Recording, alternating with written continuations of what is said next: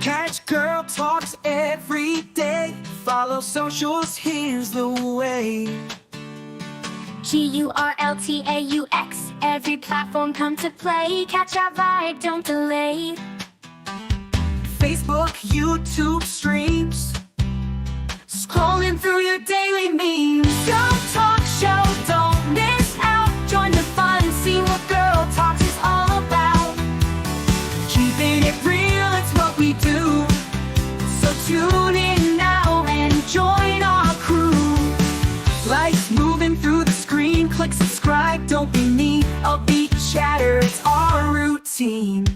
GurlTauX show, don't miss out. Join the fun, see what GurlTauX is all about. GurlTauX is who we are. Come hang with us on your tablet, phone, or screen. Anywhere GurlTauX can be seen. GurlTauX show, don't miss out. Join the fun, see what GurlTauX is all about. Update stories, laugh and cry. It's GurlTauX, so don't question why. It's the show that you'll adore. Come back daily to get some more. GurlTauX show, don't miss out. Join the fun, see what GurlTauX is all about.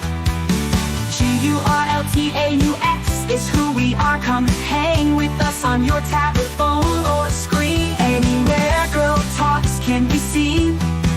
GurlTauX show, don't miss out. Join the fun, see what GurlTauX is all about. GurlTauX, log in now, watch our show.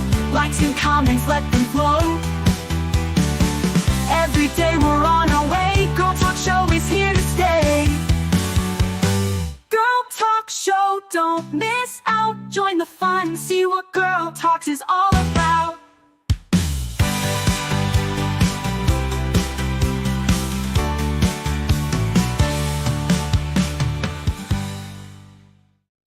Walking down this road tonight, talking about the things we fight. Addiction knocking at my door. E&T wants so much more. We walk the walk and talk the talk, right here on GurlTauX, on the path where we belong. Standing strong through the storm, together we'll move along.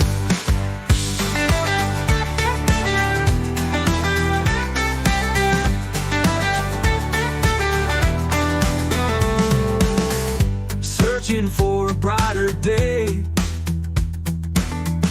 holding tight along the way. Sobriety's a steep climb, D&T winning every time. Oh yeah, we walk the walk and talk the talk, right here on GurlTauX, on the path where we belong. Standing strong through the storm, D&T bringing all of you along. Oh yeah, we walk the walk and talk the talk, right here on GurlTauX, on the path where we belong. Standing strong through the storm, D&T bringing all of you along. Oh yeah, we walk the walk and talk the talk, right here on GurlTauX, on the path where we belong. Standing strong through the storm, D&T bringing all of you along. Oh yeah, we walk the walk and talk the talk, right here on GurlTauX, on the path where we belong. Standing strong through the storm, D&T bringing all of you along.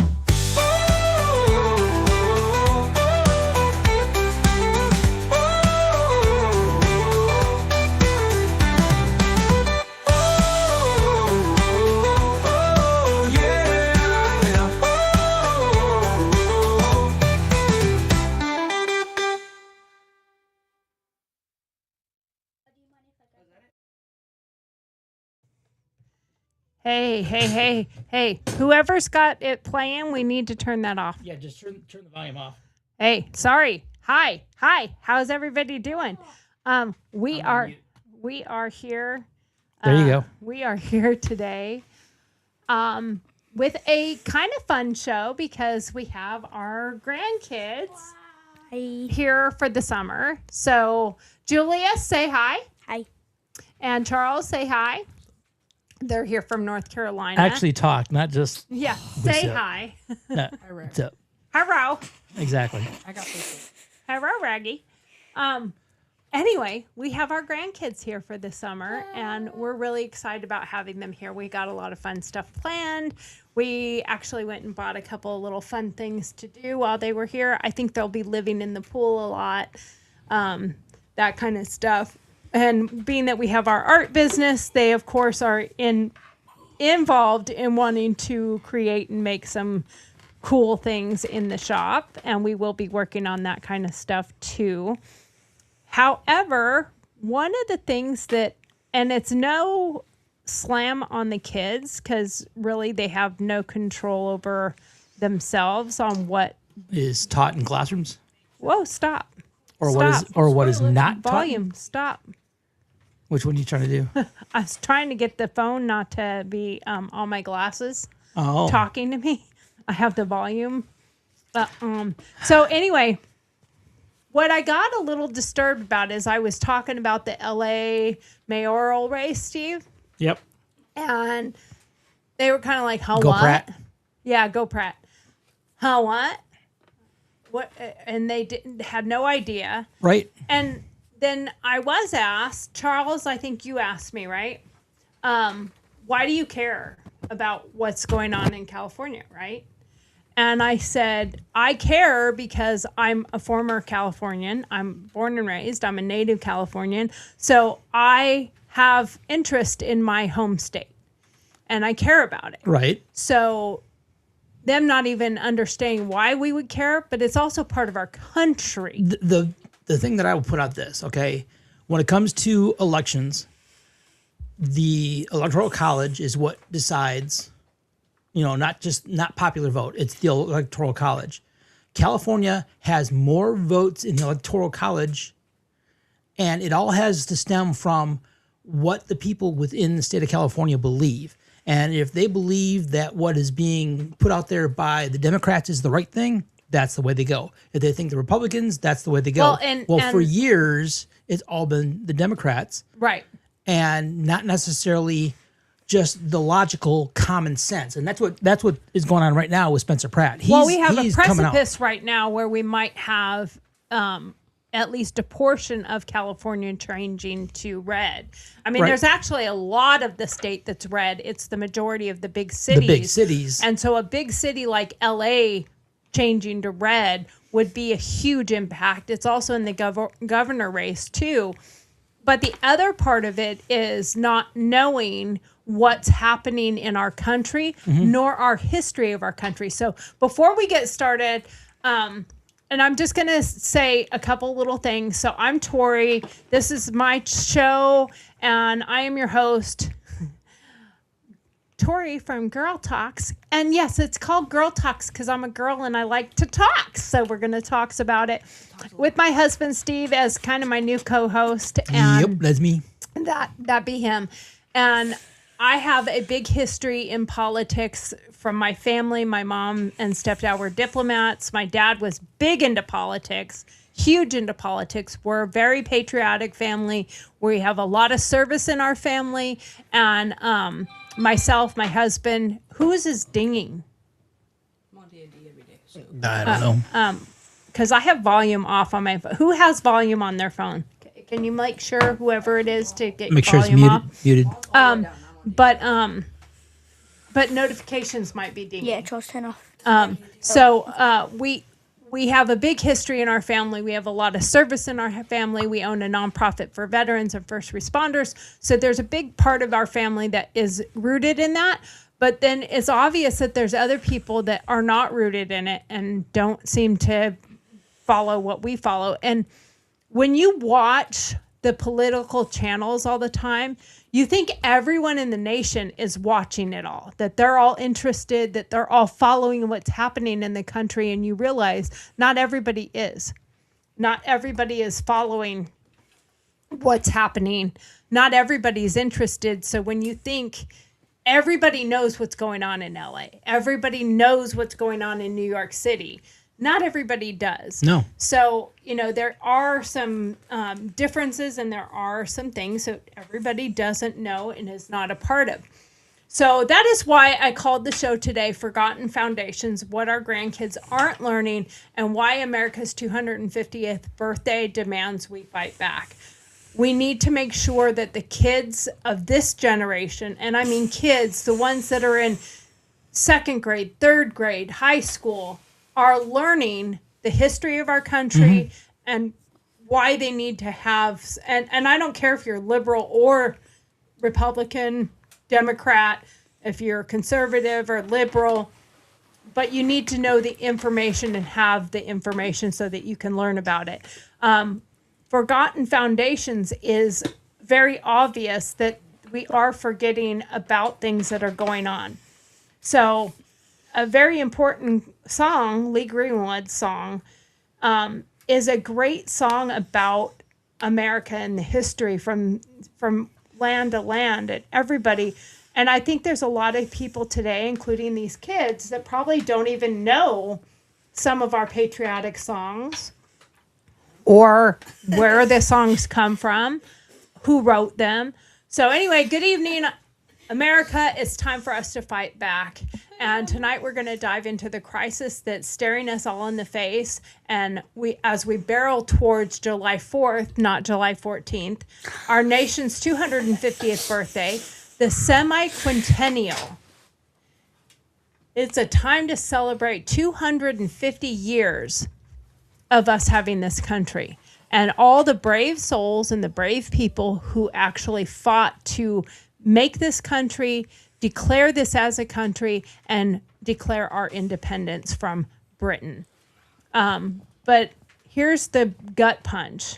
I have my grandkids for the summer. They're bright kids. They're smart kids. They're cute kids. They're fun kids. They're curious kids. But they couldn't tell me the basics of why we fought the revolution. They couldn't tell me when. Which revolution? Yeah, which one?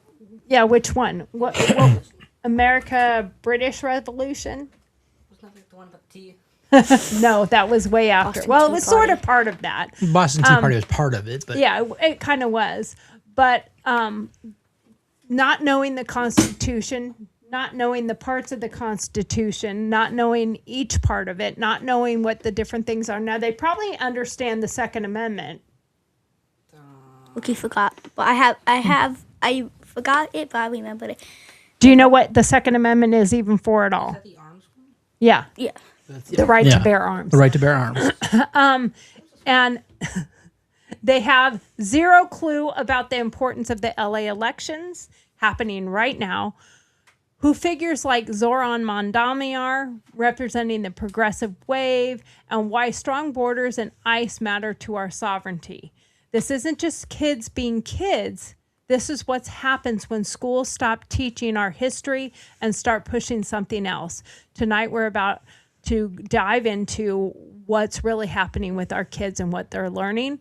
What happens when generations forget, and how do we reclaim it before it's too late? And the other part I'll add to that is you think about it from a Native American perspective. How many new generations today can fully speak Cherokee? Do you want to take a guess? 5 people. Probably very few. Yeah, I very don't know few. the actual number. 80. But I know my girlfriend, Lisa, her dad was the last monolingual Cherokee and he passed away a couple of years ago.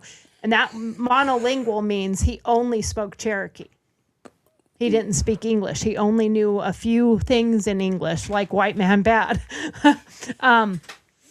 But there's very few.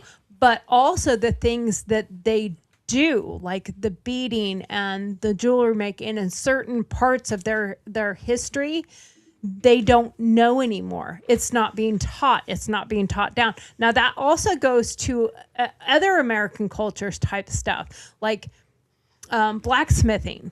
You know, I mean, there's a lot of things that is not being passed down from kids to kids. And so we need to get an understanding, and we need to try to find a way for kids to find how can they be a participant? How can they learn about this stuff? Right. There's certain things. I mean, again, you know, depending on what grade level you're at, on whether or not, you know, some things are being taught to you. Those are some of the things that you might have. I mean, they don't teach all history in all the different languages. They teach certain parts of history through the different classes and stuff like that. So I get that standpoint. So there may be, you know, portions where they're not learning it because they're not at the grade level that's learning that yet. But there are certain things that are pretty basic foundational pieces that you would think that they would be exposed to at some point in time, especially with such an importance of being the 250th year. You would expect everybody would have touched on it in some way, shape, or form for some reason because again, it's a historical mark that only is going to come around once. You're going to hit 250. You're not going to hit 250 again. Right. I mean, I was able to be in Washington, D.C. on the 200th birthday. I had planned on being there for this one. And because of danger situations and my mom, I don't want to be there during that situation. Right. So we chose that we're going to do it here. But what about you guys? Like, are you interested in the history of our country? Yeah. But you're not taught it, correct? Yes. Now Charles is a freshman. He'll be going into his freshman year. Freshman next year, starting at the start of the school year. And Julius is in sixth grade. We'll be in sixth grade starting the next. Yeah. Next I mean, school year. they finished fifth grade and finished eighth grade, so that they're going to. Now, what about you? Are you interested in history of our nation, or is it like something that you're like, I don't really care anyway? I like it. Yeah. So learning about it is kind of. Now, there's a way to make it fun where kids can learn and enjoy and know a little bit more about our history than, being boring. But also part of it is like knowing who your first president was. But what did he do? Not just knowing their name, because that's just memorization. But knowing what they did and why they were significant, who the leaders were and why they were significant. Do you know what the significance was behind Abraham Lincoln?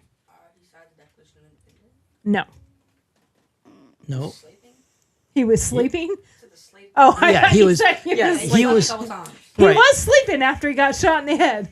Right. I mean, Abraham Lincoln, he was the Gettysburg Address, and he was the prominent person who fought for civil rights. Yeah, the push to eliminate slavery. Slavery. So that was his major contribution.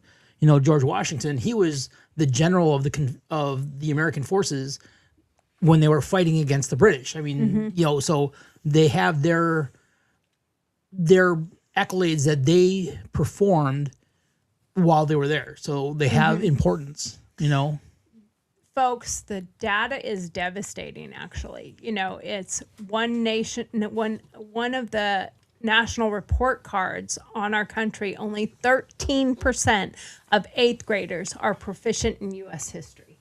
13%. 40% are below basics. Civics, just 22% proficient. This isn't new.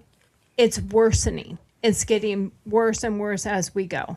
Yeah, go ahead. It is. Yeah. In my school, they teach very little U.S. history. What type of history do you learn? Do you learn much of history at all, or is it basically math and English, or what are the primary classes that you have? For 5th grade, the primary classes are science, math, and ELA. That's the only thing they mostly teach. Well, it's like with social studies, but very little social studies.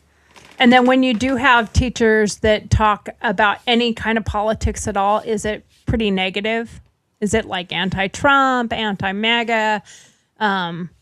pushing things like LGBTQ, anti-ICE. I don't know. I'm just asking.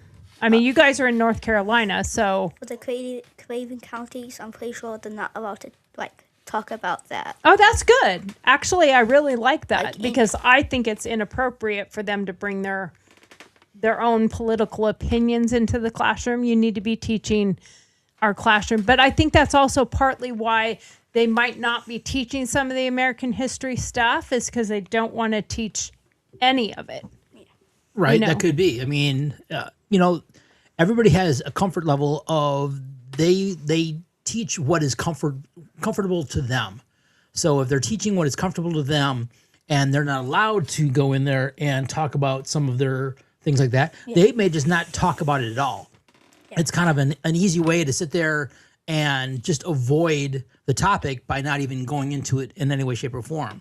Not that that's the right answer. I mean, there should be some sort of structure still in place that says that you will at least cover these subjects, but you need to cover them on a neutral basis. Yeah. And that's one thing that I think is concerning, is that sometimes I don't think the education system knows how to do things on a neutral basis. And to tell you which political party is the right political party, because that is their opinion. Everybody has a right to their own opinion. And that's one of the things that I think has really happened within the education system, whether it's elementary school, whether it's, advanced going into collegiate education, where the individual political opinions of the teachers are what's pushed out there, instead of just putting out the facts and letting the students decide what's right and what's not when it comes to the current situation of who's doing what is right and who's doing what is wrong.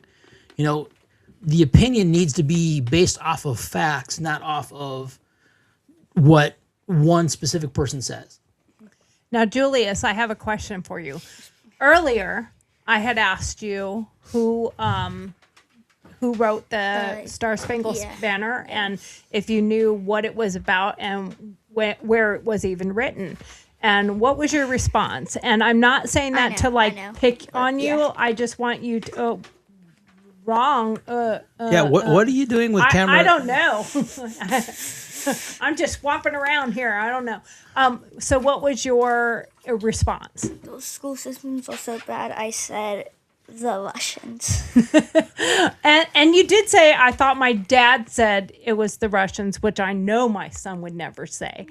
But it may have been just a misunderstanding.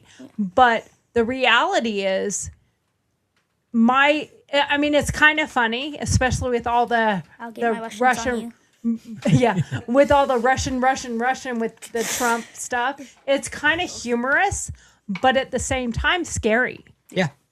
Scary that you didn't know that was wrong. Scary that you would even think this is the United States of America, that possibly a Russian might have wrote it. And when would that have been? That kind of thing. So real quick, we're going to play. We're going to play this other piece right here, because I think it is important, being that was a very significant thing, so you can actually hear the story of the American flag. Okay.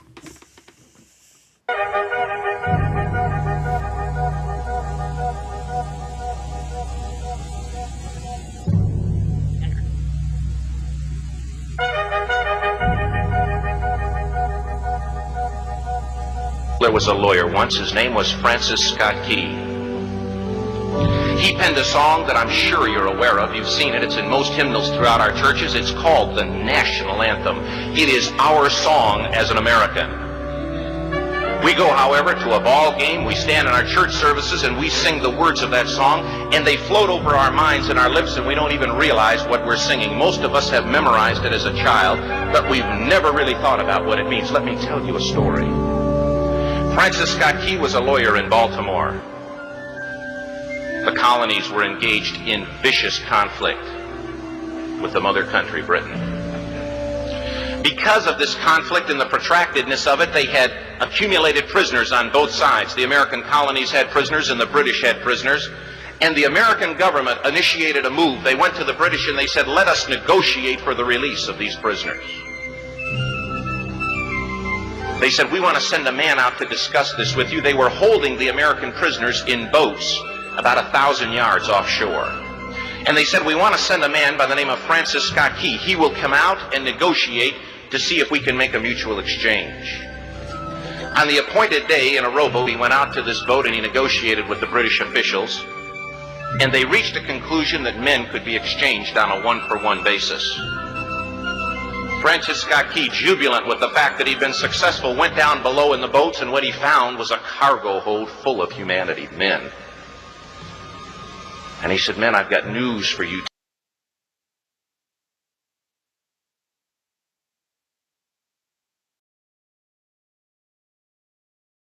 I accidentally paused.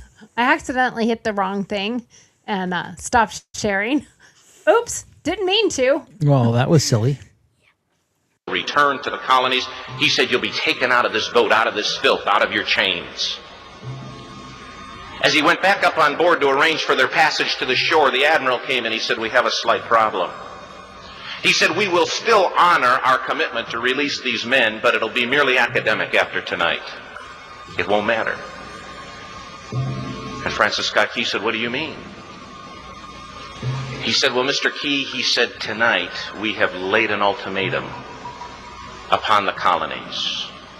Your people will either capitulate and lay down the colors of that flag that you think so much of, or you see that fort right over there, Fort Henry? He said, we're going to remove it from the face of the earth. He said, how are you going to do that? He said, if you will, scan the horizon of the sea. And as he looked, he could see hundreds of little dots. And he said, that's the entire British war fleet. He said, all of the gunpowder, all of the armament is being called upon to demolish that fort. It will be here within striking distance in a matter of about 2.5 hours. He said, the war is over. These men would be free anyway. He said, you can't shell that fort. He said, that's a large fort. He said, it's full of women and children. He says, it's predominantly not a military fort. He said, don't worry about it. They said, we've left them a way out. And he said, what's that? He said, do you see that flag way up on the rampart? He said, we have told them that if they will lower that flag, the shelling will stop immediately. And we'll know that they've surrendered, and you'll now be under British rule. Francis Scott Key went down below and told the men what was about to happen. And they said, how many ships? He said, hundreds. The ships got closer. Francis Scott Key went back up on top and he said, men, I'll shout down to you what's going on as we watch. As twilight began to fall, and as the haze hung over the ocean as it does at sunset, suddenly the British war fleet unleashed. He says the sound was deafening. There were so many guns that there were no reliefs. He said it was absolutely impossible to talk or hear. He said suddenly the sky, although dark, was suddenly lit. And he says from down below, all he could hear the men, the prisoners, saying was, tell us where the flag is. What have they done with the flag? Is the flag still flying over the rampart? Tell us. 1 hour, 2 hours, 3 hours into the shelling, every time the bomb would explode and it would be close to the flag, they could see the flag in the illuminated red glare of that bomb, and Francis Scott Key would report down to the men below, it's still up. It's not down. The admiral came and he said, your people are insane. He said, what's the matter with them? He said, don't they understand this is an impossible situation? Francis Scott Key said he remembered what George Washington had said. He said the thing that sets the American Christian apart from all other people in the world is he will die on his feet before he'll live on his knees. The admiral said, "We have now instructed all of the guns to focus on the rampart to take that flag down." He said, "We don't understand something. Our reconnaissance tells us that that flag has been hit directly again and again and again, and yet it's still flying. We don't understand that." But he said, "Now we're about to bring every gun for the next 3 hours to bear on that point." Francis Scott Key said the barrage was unmerciful. All that he could hear was the men down below praying. The prayer, "God, keep that flag flying where we last saw it." Sunrise came. He said there was a heavy mist hanging over the land, but the rampart was tall enough. There stood the flag, completely nondescript, in shreds. The flagpole itself was at a crazy angle, but the flag was still at the top. Francis Scott Key went aboard and immediately went into Fort Henry to see what had happened. And what he'd found had happened was that that flagpole and that flag had suffered repetitious direct hits. And when it had fallen, but men, fathers, who knew what it meant for that flag to be on the ground, although knowing that all of the British guns were trained on it, walked over and held it up humanly until they died. Their bodies were removed and others took their place. Francis Scott Key said what held that flagpole in place at that unusual angle were patriots' bodies.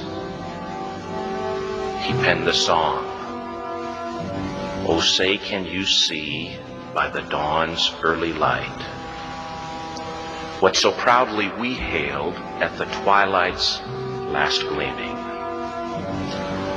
Or the rocket's red glare, the bombs bursting in air, gave proof through the night that the flag was still there. Oh, say, does that star-spangled banner yet wave o'er the land of the free and the home of the brave?" The debt was demanded. The price, it was paid.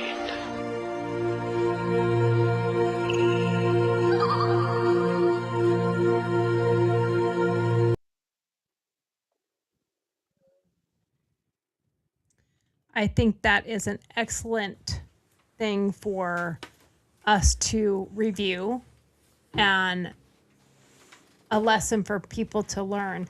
Now, have you heard that story ever before? Was that story kind of really touching? I've heard it like once, and that's not from school.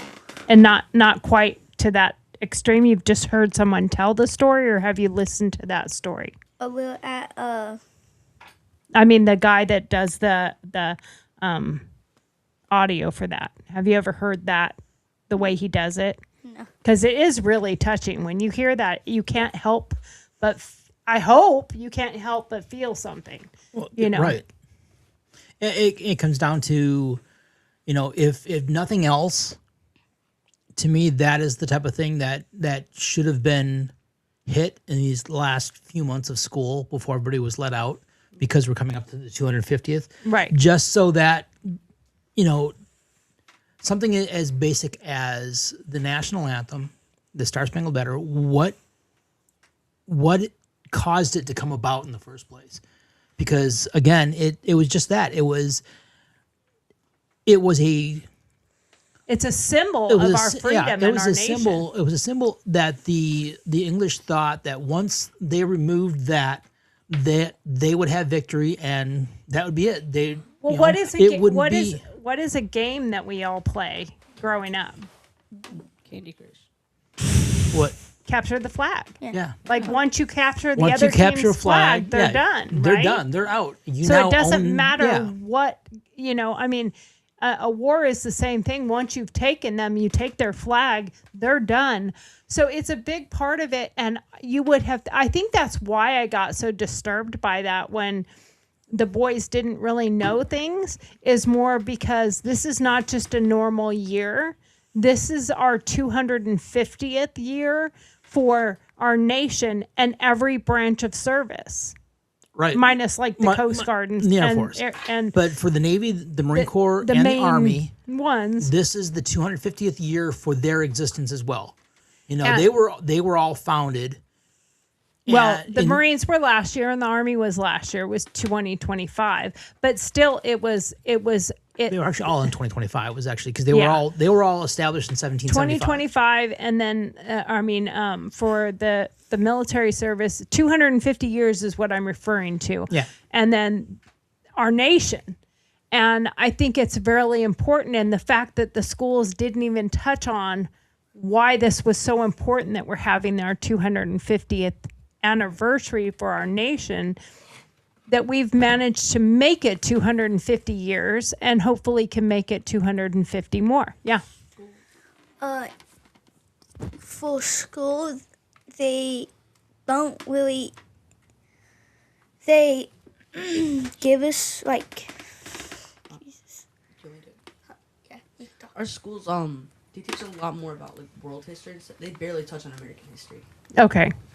Like I've learned more about like Asia than I have the United States in school. Okay. Yeah, like they won't teach about America a lot. Like they'll teach once or twice the whole entire school year, and it really sucks because they give us packets of stuff that doesn't help us really learn about anything. It's just. You want to take it to Now what about like the Revolutionary War? Do you know what that was even about? So like the people didn't like something. Oh. Is that the money thing? Well, it's a little bit about taxes, but it was really about being controlled. Yeah. Being controlled by a king a across king a king and across the across. sea. And it had a lot to do with being forced to have a specific religion, all the things that are in our Constitution are the reason why they wrote those, is because they didn't want all the things that were being forced on them, the overtaxed, and the burdens that were put on people, like you had to be Catholic, you had to follow a specific religion, and you had to do specific things, and having a rule of a king when they wanted freedoms to make their own choices and freedoms to make their own decisions about things. And, you probably know like something like George Washington owned slaves, but you don't know what else he might have done. Yeah. Or if he did own slaves, didn't own slaves, if he was a good man, if he wasn't a good man, because you probably heard some of these things about statues coming down because they're all racist. Everybody was racist. Everybody was a slave owner. And all that stuff is not entirely true.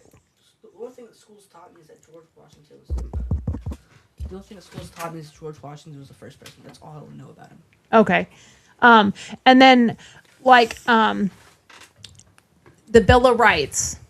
How much do you know about the Bill of Rights? 2 things. So I'm not going to tell them a lot of stuff on this show. We're asking some questions, but I think that's something important that while you guys are here, we're going to review some of this stuff throughout the summer, and we'll do another show at the end of the summer to see how much you have learned just by being around 2 people that are very involved in politics and very involved in our country.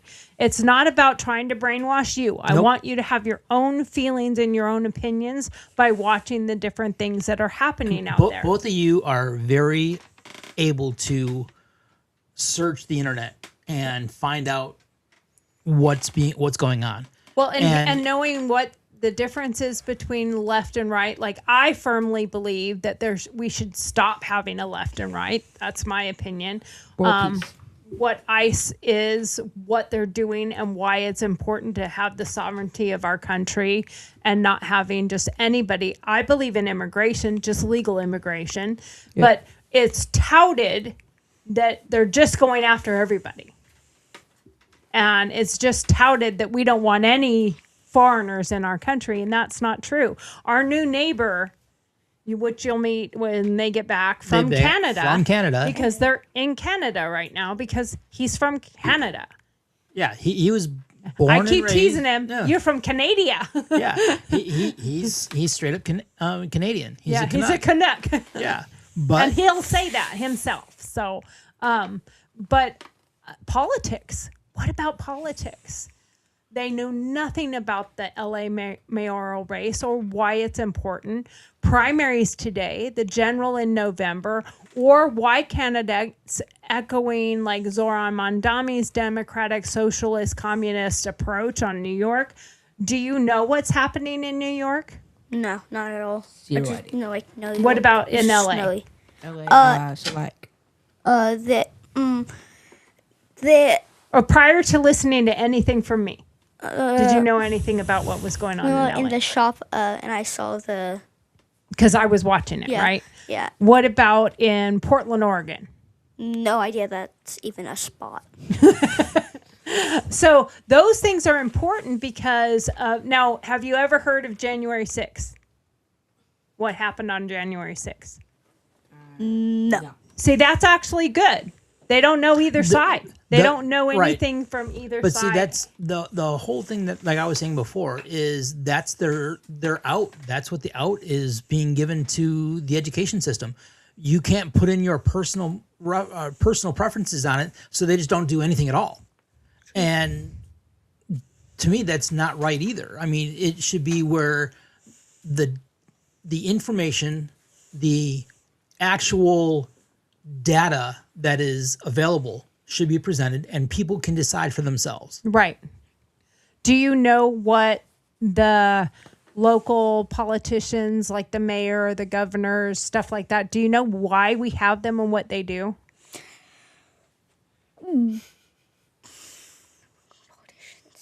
It's okay if you say I know I don't. Yeah, we're just asking questions. I mean, the round aspect of that is the local races, like your school boards, your mayoral race, your county commissions, stuff like that.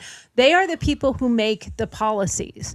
They are the ones who make the laws and the rules in your town, the policies, the housing, immigration, national implications of what the progress can mean.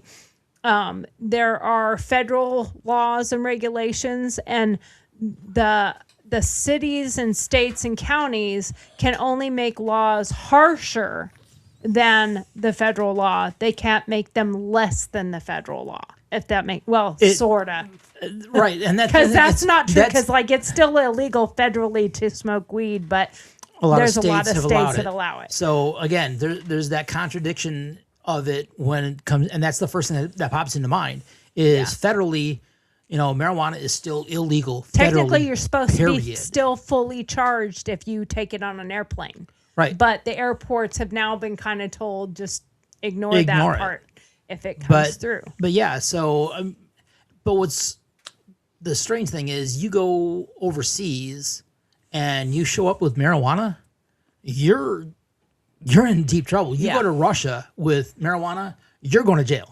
Period. Well, I guess it depends on what country you're in, because Denmark might not be so much, or Netherlands. Not all, but I'm saying, right. Depends. Right, it depends on like the I said, place if you go to Russia, you're gonna. Ask the ask WNBA. him. He knows the Russians.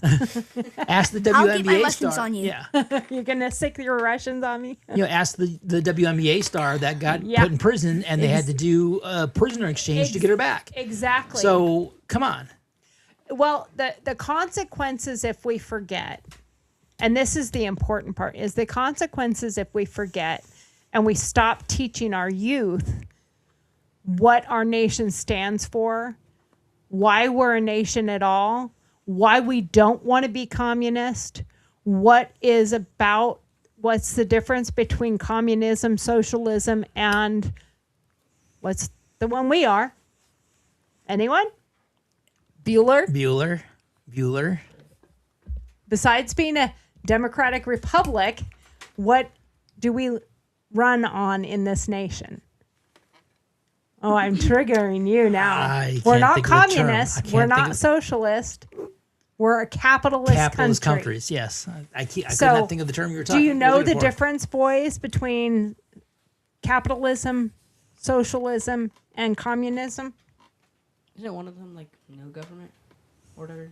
Well, Or left and right. no, like socialism and communism is more It's government. dictatorship. It's- It is basically one person or the government telling you the government telling you basically what you can and cannot do, and period. And if you do anything, it's extreme harsh and punishments. for the most part, they own everything. So how much power one person has? Yeah, and how much power the government has government over has. the people. So like in a more communist country, they own the grocery stores. They own the clothing stores, the food stores. When I was a kid and I lived in Budapest, Hungary, which was a communist country, it was owned by Russia. It was owned by Soviets, not Russia, because it really wasn't called Russia then. It was called USSR. USSR, so the Soviet Union.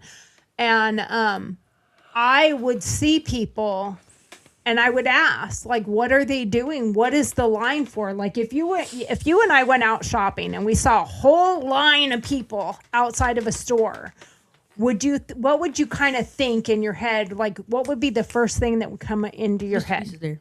Huh? Mr. Beast is there. Okay, Mr. Beast is there. You know how people sweep outside of stores to get the first thing, like Nikes. Exactly. Right? Like, Right. so some new So they'll game is they'll coming line up. out. Yeah. A Stanley tumbler is coming. Oh my Starbucks God, I stuff. need that. Exactly. And they fight over it, all that stuff. So that was your very first thought. Mr. Beast is somewhere. And can we get up at 3:00 in the morning to go wait in line to meet Mr. Beast or whoever, or Black Friday sale after Christmas, or after Thanksgiving? Yeah. Those are the things that we think about. So when I was a kid, that was the same thing. And we had different things that we were waiting on. But it was still a very similar thing. What's new coming out? What are they waiting in line for? They were waiting in line to get bread. They were looking for. They were getting just the very basics. And when they they went would up wait there, in line they for would get all day to get one loaf of bread for their entire family. And it would most likely be, if they got to the front of the line to get the bread before they either ran out or closed, that would probably be their only loaf of bread for a week, maybe weeks. Because when you get in that line, there's no guarantee you're going to get to the front of the line. Yeah. Is that because of taxes? Like they can only like. Well, it's I knew because Texas was bad. when they own you, they also own what you're allowed to have.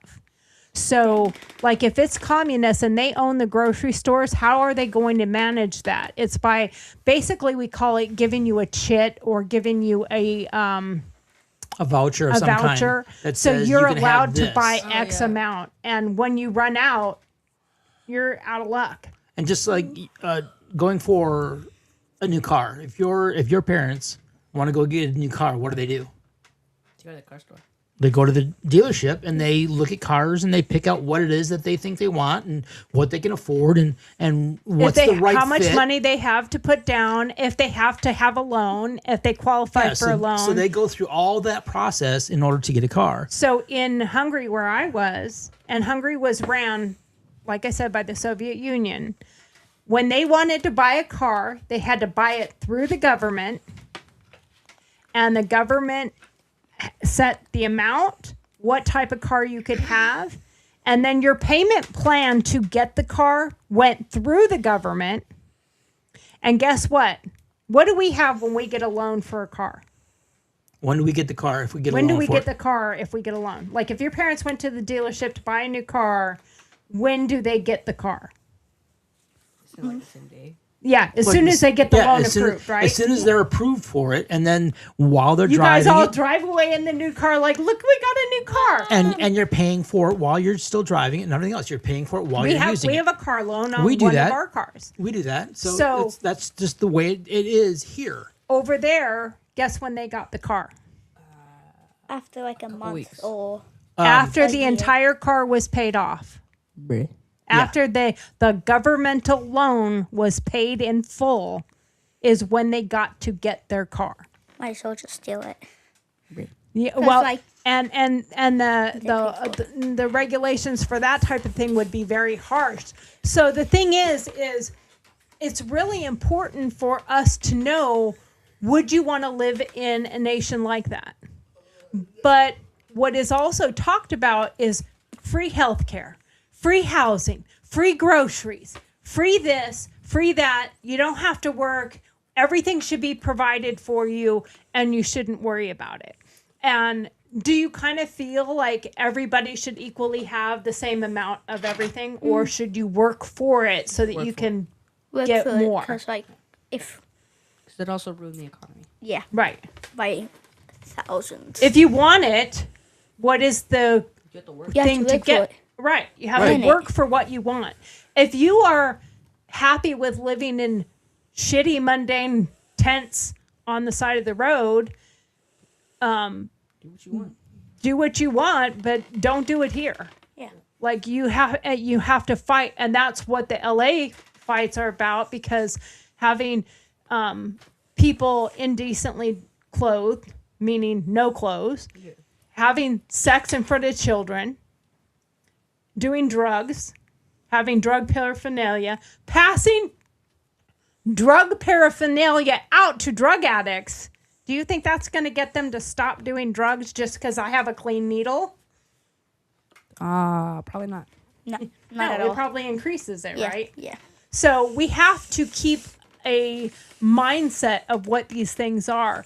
If we don't teach this, if we don't make sure our kids, when you see that you don't know what's happening, learn a little bit about it, we end up being much more vulnerable, and it allows more foreign influence to influence what happens in our country. People like Mamdani. Do you know who Mamdani is? Somebody in L.A. Nope. Other side of the country. He is the New York mayor. Now, are you familiar with Sharia law or Islam? What Muslim Islam is? Think 9/11. Yeah. Okay. Like Are you familiar with that? yeah, for sure. Okay. Can you go over it real quick? Okay, so 9/11, it was Islamic terrorists Oh, that okay, now I blew up the trade centers. Now, there's lots of conspiracies out there. I'm not going to get into the conspiracies. I know it happened. I think there was mistakes made by our government. I think they heard and knew there was something happening, but they just did not follow the leads that they had. And it happened. Probably, I think a lot of it's complacency, is they think nothing is going to happen. So they just don't, they're not going to do that. And then when it happens, they're like, oh shit, we kind of heard about that. It was the same thing that happened in Pearl Harbor. They had warnings about Pearl Harbor, but thought, no way. Yeah, there's not a chance. There's no way they could do that. So And the radar guy was like, there's these dots. And they're like, don't worry about that. It's the aircraft coming back from California. So don't worry about it. It's just the aircraft coming back from California. It's the flight that we're expecting in. And it wasn't what it was. Didn't that also happen? It's something that could have started World War III.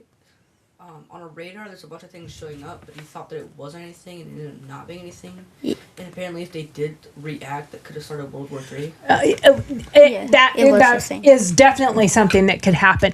You have to check it and see what's happening. It's called trust but verify. Yeah. So you need to verify. And the trust but verify isn't just for the military people. It's for everybody. Everybody should trust but verify. If you don't believe something that is being told to you, research it, find out, get the information that you can find, and make a decision for yourself on what you think is real Right. and what's not. Research, and of course now with AI and fake stuff, it's really hard to really know. So you can ask people that are in the know, ask people who are educated in that so that they can help teach you. But if we don't, we're going to have an eroded civic engagement, meaning low voter knowledge, susceptibility to populism and authoritarianism. For AI, one comment on it. People use it for like stupid stuff, mostly on YouTube. You know, trolls. Like, Ew. Well, yeah, people use it for Brainwash. stupid stuff. People also use it to make fake content, Deep trying fakes, to yeah. get people to believe this is real. Like This really happened. Yeah. Even if it's stupid, like a dog like video. in Los Angeles, the one of the mayors is using AI for their ads, their campaign. Well, so bad. technically he's not. Technically, That's- actually, his I supporters. showed He's you not doing it that. himself. Yeah, it's the people that are supporting him are People like making- me who do a lot of AI and love AI and use it as a tool. boyfriend Gox. But Hashtag Gox. yeah, that's my boyfriend, Grok. But when you use the tools for good and not evil, but people make those content for him, and it's okay. I find it fine that he shares it. And I do find it rather funny that the left Yeah. is all of a sudden going, "Oh, that's so violent." It's a mockery of Batman, like Gotham City. Drive down LA, and you've never been there, right? Yeah, but I know No, but I've like. there's like There's people on the side of the road with tents, and I saw on like one of the videos in the shop, like people were pooping on the road. They had to clean it up. Well, and and It's a mess. I drove through there after the fires. And the when I fires. drove through there, it wasn't, I drove through there literally the day that they opened the PCH. Yeah. through Malibu. what is a PCH? It's Pacific the Coast Pacific Highway. Coastal Highway. So it's- One day Okay. we'll have to do a family road trip on the Pacific Coastal Highway. But I drove that and it looked like a war zone. It was so sad. It made me cry because it's my home state, and seeing what they allowed to happen, having all that burning down. So it's really important. And again, I'm going to reiterate one more thing: cultural suicide. No appreciation for the Constitution, free speech, opportunity, less innovation, more entitlement, and more entitlement, and more entitlement. We will have nothing. We will have nothing. If you have a government-run grocery store, they can dictate what you're allowed to eat. Now, I do think that there should be some regulations on what's allowed to be put in the food. Oh yeah. Like making it. You shouldn't have poisons in the food. You should, some of the foods that we eat that with so much preservatives, like for example, peanut butter has insect legs and stuff. well, Oh, it does. all animal, everything you eat, we have them on our bodies. So there's a certain portion that I can understand that. I'm more on the chemical side of it. I just recently redid all those baskets that have all the snacks and everything in them. And I pulled a lot of older stuff out. And I had a bite of a Cheez-It. Well, those went out into the trees for the birds because it was gross. Like I could taste a chemical taste to them. And then I went to eat a Triscuit a little bit later. And I'm like, nope. I put them on the counter. And Papa said, "Are you going to save these to poison the birds?" To the birds. Now, hopefully that I said, no, I'm not gonna poison them. I'm preserving them. Because what do you think the chemical taste is? Like Artificial like flavorings. Well, probably maybe a little bit of that, but it's probably the preservative that they put in it yeah, so that it'll preservatives. last on the shelves. Yeah. And it's not good. Like you ate a bag of chips, you opened a bag of chips that we've had, they're still fresh, they're open, they're not stale. I think what you tasted is that preservative coming through because They're getting there. I stopped eating those chips, losing the weight that I've lost, that we didn't use them. So it's important that if we don't continue to talk about this stuff, share it and make sure our next generations know the history of our country, the importance of our country, and why we got to fight and defend this country, what our flag is about, what our national anthem is about, why we hold our heads up high, why we revere our flag, why we salute our flag, why we put our hands over our heart for our flag, all those things. If we don't teach that and we lose it, like blacksmithing, like historical ways of making buildings or artistry, artmanship, all those things, if we stop teaching it, we lose it. Yep. Yeah, like especially like modern art. Mm-hmm. I think it was like a couple million. A guy. Talk into your mic. I think it was last year. A guy literally just taped a banana to a wall and made like. Yeah, it was a few years ago, and they called it art. Yeah. And I think that's insanity. I do not have a total problem with people utilizing AI as part of their art process. I just don't think they should submit something that was entirely made by AI. Yeah, put some effort in. And take the full credit for it. Use that as their project or something. But I use AI all the time to create something and even into a 3D model. But then it took a lot of work to get it to that point. Mm-hmm. And then I do have to take the other side of it and paint it. Like you've seen the Marine Memorial one that I Very did. good. So hopeful note, 250 years offers renewal.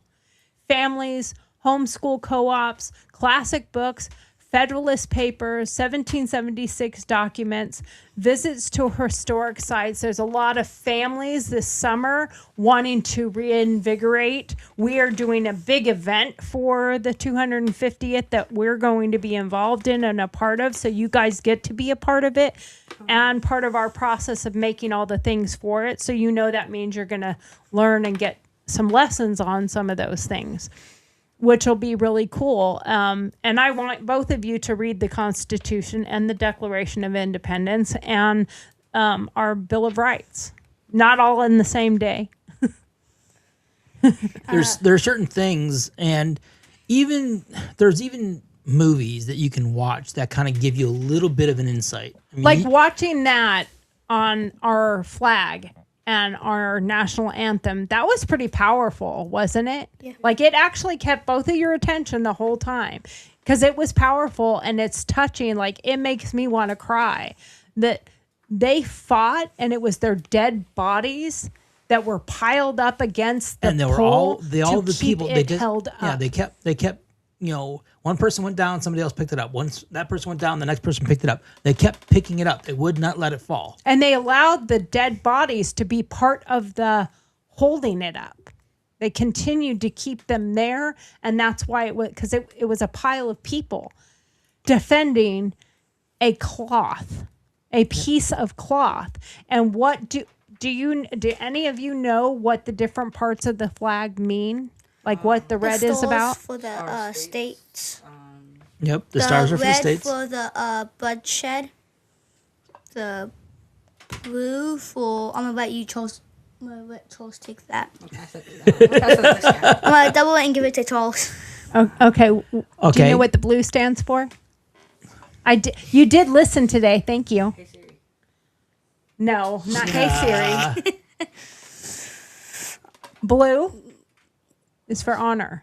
Oh, yeah. It's for the men and women who fought and honor. The blood is for the bloodshed. The red. And the red is for the blood that was shed for this country. The white is for purity. innocence, purity, the love of our country. There's several different ones. If you look into them, there are several different ones. And the stars, of course, for our states, and that has changed over time. And the other part of it is when you put a flag up and you raise the flag. Do you know what it means when the flag is at half mast? It's a holiday. No. It's to respect someone who's like lost their life and Either serving. somebody significant that in leadership that has passed away, or sometimes they do put it at half mast if someone has died in combat or a soldier has died. And that depends on, like, if it was somebody in your own county or state, the governor can ask for the flag to be at half mast where the rest of the nation is not. I thought when you put it on half mast, it means like it's not like every holiday, but like Independence It's Day. not on any holiday at all, ever. No, the holidays are not. It is for Memorial Day. the loss of life. That is all it's for, is for the loss of. It is an indication that somebody significant has died. It's in reverence of It's someone a who's reverence passed thing. away. What Yeah. about Memorial Day? Nope. Nope. They do not put the flag down because it's not a celebration. It's just like for Memorial Day, I don't say Happy Memorial Day. I say Happy Remembrance or Remember Our Fallen. I say stuff like that. It's not like celebration, but it's remembrance. Well, there's the difference between Memorial Day and Veterans Day. And there's also a difference with Armed Forces Day. Correct. So, Armed Forces Day Or for active duty. is like for active your dad. duty, for your dad. would That be- is Armed Forces Day. Memorial Day is for those who have passed, who have given the ultimate sacrifice for And the it's United not States. just for veterans who've passed away because they have come home, lived their life, and then died. It is for those who lost their lives in battle, in some kind of battle, Yeah. defending this country. That's what that one's for. And then, of course, Veterans Day are is for those who are still like, alive. Pop and I, that we're still alive and we previously served in one of the armed forces. And then on the top of the flag, when you have a flagpole, you have three main things that can be on the top of the flag. It's a razor. It's a There's spear. A match. He's talking what's Oh, in that thing. Yeah. Oh, There's the pike, Yeah. but he's talking. You have the truck at the top of a flagpole. Yeah. And inside the truck of the flagpole is supposed to be 3 Right. components, and inside that truck is what? There's a matches. match. It's a thing. Is it this razor thing? A razor, a match. It's a- Do you know what the razor is for? I'm gonna double that and give it to Julie's. It's to cut down the flag. Yeah. What's the match for?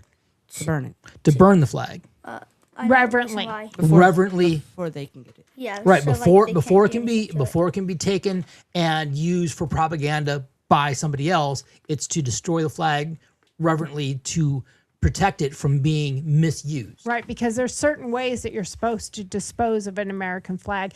And then, so that pike on top, you can have a round ball, That would which be the has truck. a truck, which stands for a specific thing as well. There's a spear, and there's an eagle. Do you know what 3 stand for? Do you? I think I know. Go ahead. Guessing is good because that's how we learn. What do you think the spear would stand for?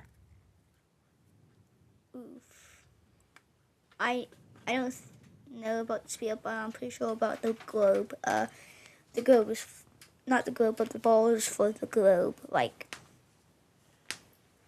That's a good idea, but it's really meaning, do you know? No. Okay, the spear means the spear should only be on there if we're in a time of war. If we're in a time of war, that is the only time a spear should be on there. And that's because at the very last resort, if you took the flagpole in your hand, you could stab the enemy. Otherwise, you keep it with the spear is like all the time. The eagle should go on there. It stands for freedom, and it technically should only be on there during holidays, the Memorial Day.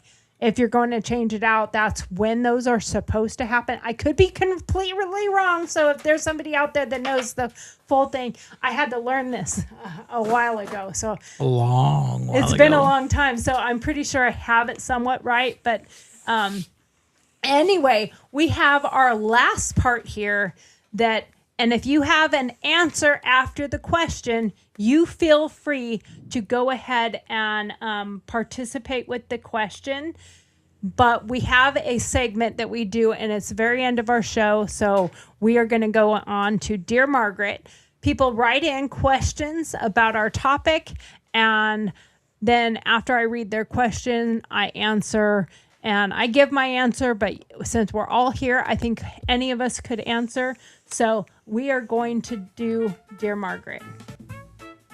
Oh wow, someone thought on Dear Facebook. Margaret's here, let's dive right in. Bring your questions, let's Those trolls. begin. Life's a real maze. We'll help you with your coping. Dealing with life in this rat race. Honest thoughts, no sugarcoating. Tell us your tales, your woes, your gripes. No fluff, no bows, just real life type. Sign it clever, let your pen take flight. We'll serve the truth, sharp and bright. Send us a query, take a lead. No hidden rules, no secrets to keep. Anonymous wisdom that cuts so deep. Dear Margaret's advice you'll want to reap. But in the end, let's admit, we all really don't care, Margaret.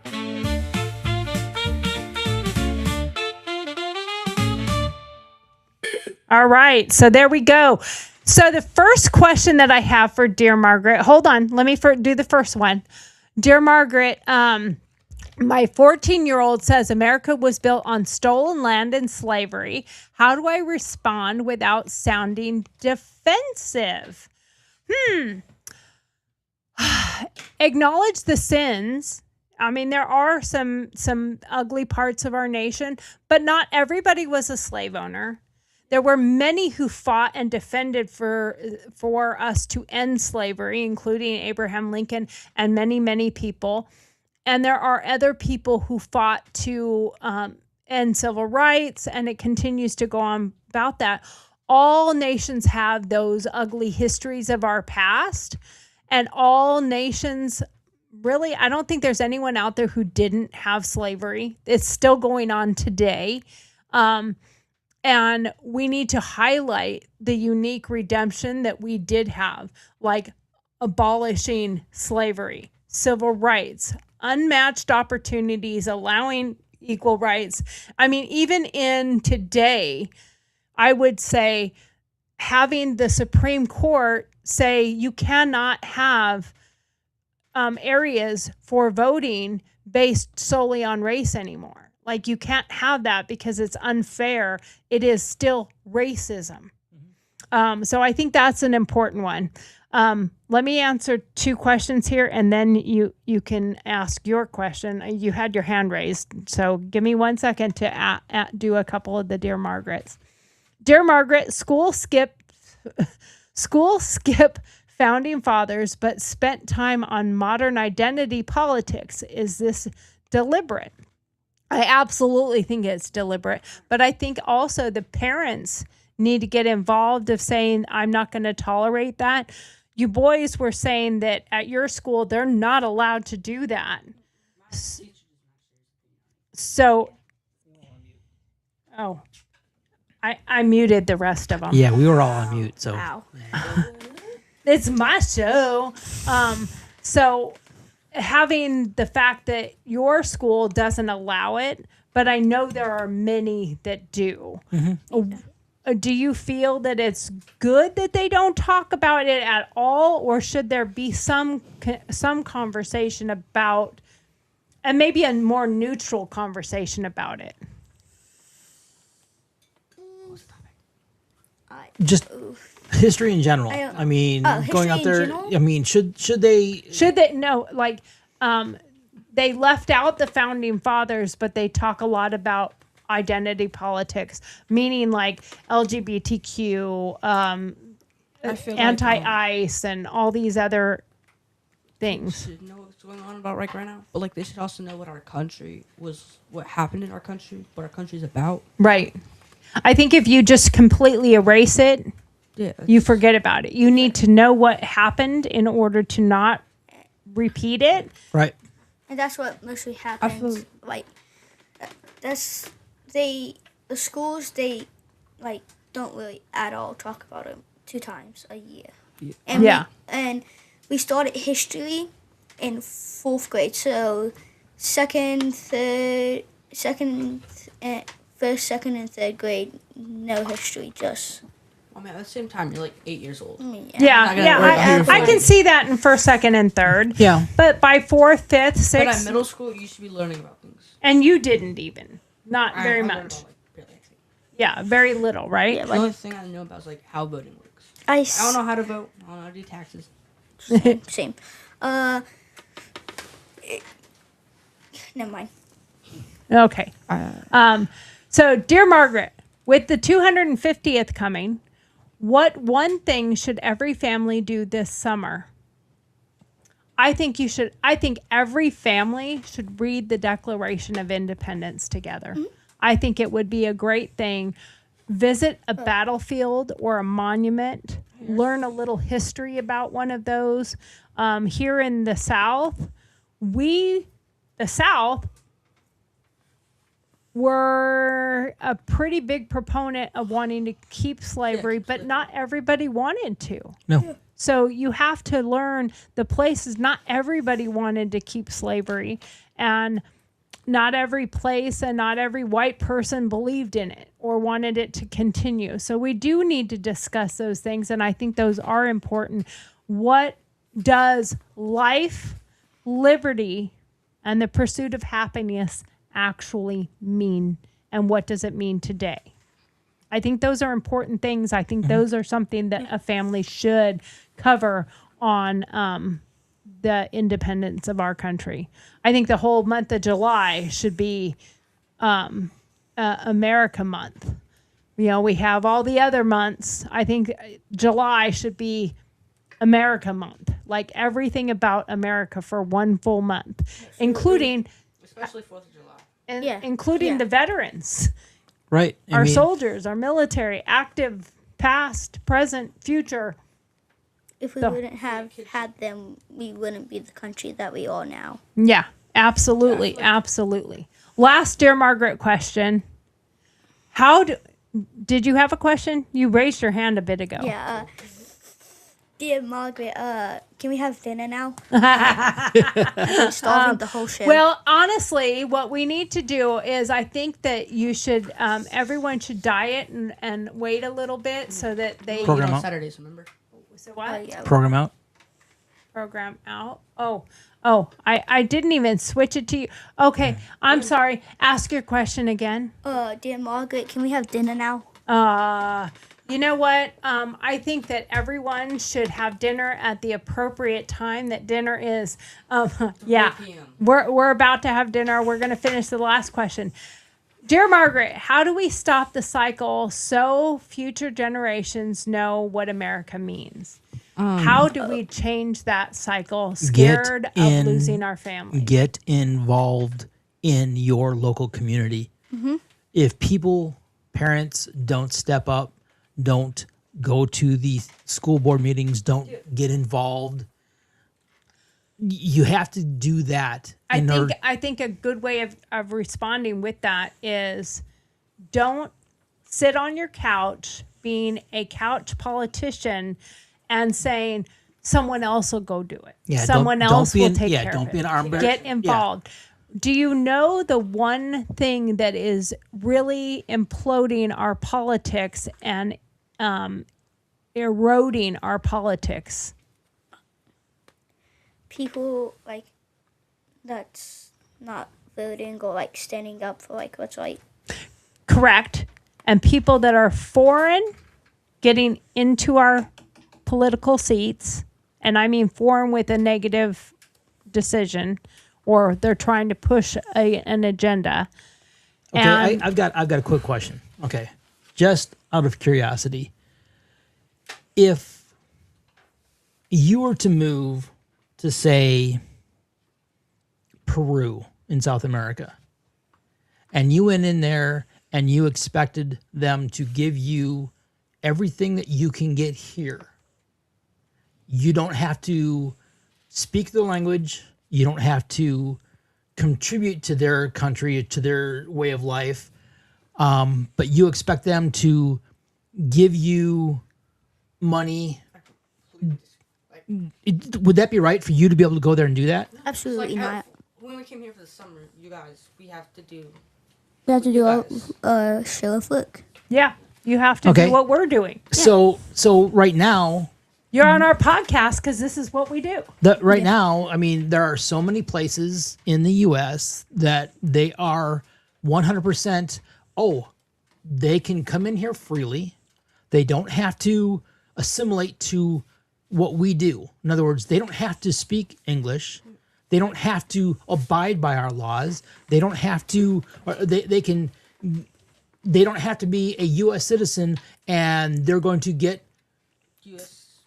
They're going to get benefits from the U.S. taxpayers. They're going to be able to vote. They think they should have all those options. And financial support. I feel like if you're going to somewhere, you should learn about them, learn the language, follow what they do. And be self-sufficient. I feel like that's Don't One go. of- one of the like first the thing that's destroying our country mostly. Like immigrants, illegal immigrants. They're coming into a country. They're stealing jobs for people that can't get jobs. Well, yeah, they're taking jobs from people that might want the jobs, but it's not. And this is the misunderstanding. It's not that they're taking jobs that Americans won't do. They're taking the jobs that employers give them because the employers are getting a benefit by not paying a full wage because they can pay them less. Absolutely. So if they didn't have them to employ, if they weren't there, they would have. Then Americans would want those jobs. Yeah. Because Right. Americans aren't going to work for under the table $5 an hour where someone else will, because in their home country, $5 an hour is good money. right. And the other thing is, And that's just Right. throwing numbers out. right, and I'm sorry, there are certain jobs in the United States that should not be making 10, 15, 20 bucks an hour for what the job actually is. Well, I mean, most of your U.S. service members do not make that much an hour. no, like flipping hamburgers at McDonald's. That's a transition job. That's your first job in high school. That's your first job in the job market. It's to teach you how to have a job, how to go to work on time, how to learn how to do things. Responsibility. Yeah, it's a building. It's a stepping stone. And what has been the response from fast food restaurants, different elements out there to the we want more money? What do you have in almost every fast food restaurant now when you walk in to order? Do you have to go up to the counter and talk to a person to order at every single restaurant you go to? All the McDonald's, all that No, other what stuff. do a lot of them have now? It's Kiosk. kiosk. You can Yeah. just go in and you do So- your own It's order. not You gonna don't work. So they replaced the employee. They replaced a person with a machine that Clankers. doesn't call in sick, doesn't call in doesn't sick. ask for days off. Yeah, doesn't have a holiday. Doesn't need I mean, payment. Doesn't Right. get paid. Once they bought it and put it in, it's paid for. It's They that's don't it. have to do it anymore. Yeah. So the other part of that is they're getting into our political offices. And I personally believe that if you are from another country, legally immigrated here, that you should not be able to be in a political office. That's my personal opinion. Now, if for some reason we had some rule regulation of maybe a happy medium there, I think you should be here for 10, 15 years before you should be even eligible. And it should only be in your state, city, local. I don't think you should ever go to the national stage if you are not from this country. And I think that if you've only been here for 6 months, a year, you should not be able to be in any political office Isn't whatsoever. it, for the president, you have to be here you have to be born in the U.S. and be in the U.S. for like a certain amount of years? You have to be a born American You have to be citizen. born American citizen, and you have to be the age of 35. 35. 35. You have to be those things to be able to run. You cannot be a naturalized citizen and become a president here. But that's not the same for Senate, Congress. It's only vice president and president. The rest of them, they can. And that's why we have people like Ilhan Omar. Do you know who Ilhan Omar is? I No, I got a don't. whole lot of no idea. Okay, we're going to be talking about some of that later. But that's where it starts, though, is at your local counties and stuff like that. And they get in and they bring their ideology with them.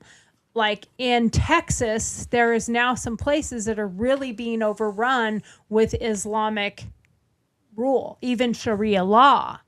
And we'll go into what some of that is when we do the Let's Talk About Ilhan Omar. But what is happening there is because the town that this is majoritarily happening in is I think it's either 7 or 8 of the 9 county commission and the officials are all Islamic. So if they're all having that ideology, that belief system, and there's only 2 that are America belief system, the Constitution, who's going to win in a vote? Islamic. Right. People. So It's just only- we can't have towns and cities turning into Islam in this country. That's what's going to be the downfall of this country. So it's very important that we have a defense against our tyranny, a knowledge of it, and a history and an understanding of where we came from, who we are, and where we're going, and how we get there, and what's the best way to get there by having community. You see a lot of people on the left, I see it all the time, that are wearing shirts like "Be kind" while destroying property. Oh, yeah, 100%. Like, Hello, be kind should mean that, and I've talked to many people being as conservative as I am, that I will still sit down and have a debate with you and a conversation with you. We have a friend that is very Democratic, very liberal, and him and I have some really good debates.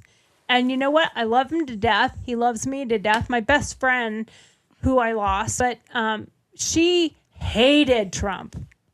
Absolute TDS. She definitely could not stand Trump. But you know what? She allowed me to work on my pro-Trump, pro-everything about Trump stuff. When I went to Vegas to her house, she would help me with my boards and help me with the stuff that I was doing because she loved me.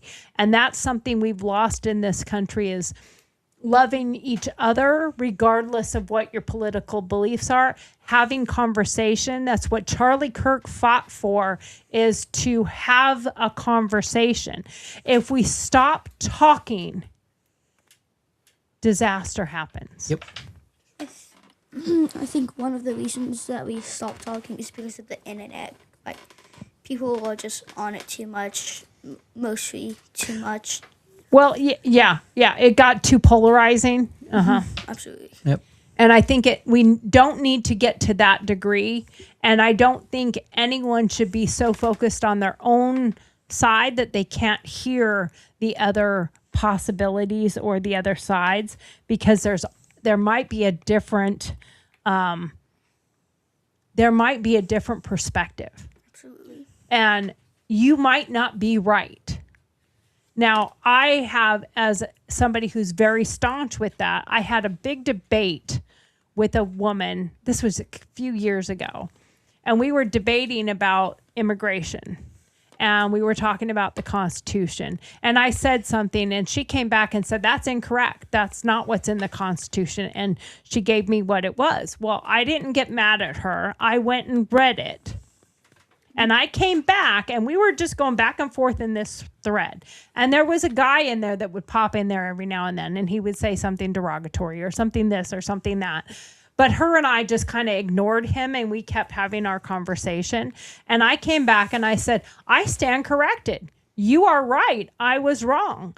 This is what it says. And I wrote it out verbatim. I actually copied and pasted it in there. And she came back with, wow, I never thought I would hear a conservative admit they were wrong. I said, get to know more of us, because we will admit when we're wrong, and we will say, I'm wrong. I'm sorry. Let's fix this. This is how we debate. This is how we have conversation. This is how we move the needle forward. Yep.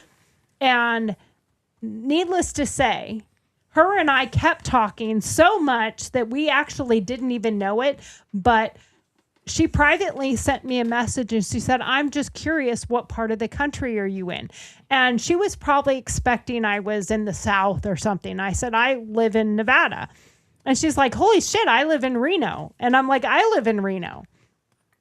We both lived in Reno. And we got into this political debate, and she made the suggestion, and she didn't say it in our private conversation. She put it in the comments. She said, we should go have coffee. And you know what? The guy who kept stouting and putting his little 2 cents worth in, he had no argument other than, you can't do that. You shouldn't be talking to her. And she's like, you don't have the right to tell me who I can and cannot talk to. And I said, you know, it's a free country. We have freedom. We have freedom of speech, and we have the ability to have a good discussion and debate. And it doesn't mean everyone who is on whatever side it is always going to be right. And you might be able to change some perspectives. And he immediately came back with, well, you're fat. And I was like, okay, first of all, aren't you the side of no body shaming? Ooh, yeah. But then I came back with, and I'm like, oh my God, I'm fat? I had no idea. I should go and I don't even own a mirror. I better tell my husband. I don't think he knows. Like, come on. Do you really think I didn't know I was fat? Like, that was what your comeback was? Yeah. So needless to say, we definitely have gone over our time. I did say 60 to 90 minutes. So we're right at the 90-minute mark. So, needless to say, Patriots, this 250 isn't just fireworks. It's a reckoning. Teach the history, debate the present. Like I said, past, present, and future, where we're going, where we came from, and what our future could look like. Secure the future. What our kids learn today determines if America endures. What they learn today, what they understand and know about our country today, is what they will teach their children and their children, their children. What we do today will determine tomorrow. And if we stop, literally, we will stop. We will stop being a nation. So God bless you. God bless the United States of America. Thank you so much for being here. We really appreciate you. And I love having you guys here. Are you going to come on our show more often, or every day, or Every day. Okay. Also, Well, we're looking forward to having you here, and we'll get some life lessons and some a lot of patriotic lessons, because all of our stuff is really more about being patriots than being a political party. Yep. Anyway, that's it for us today. Thank you so much for being here. We love you, and we will see you tomorrow. vote Trump. Watching GurlTauX live broadcast, which airs weekdays at 9 a.m. Central Standard Time. Don't forget to send in your Dear Margaret questions. Then join us for our opinion-based answers. We love having you. Thanks for taking the time to be with us tonight. Don't forget to like, follow, subscribe, and share with your friends. We'll see you tomorrow. Good night.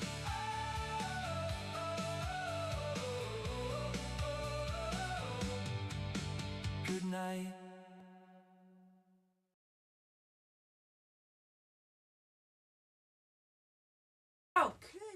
Say goodnight.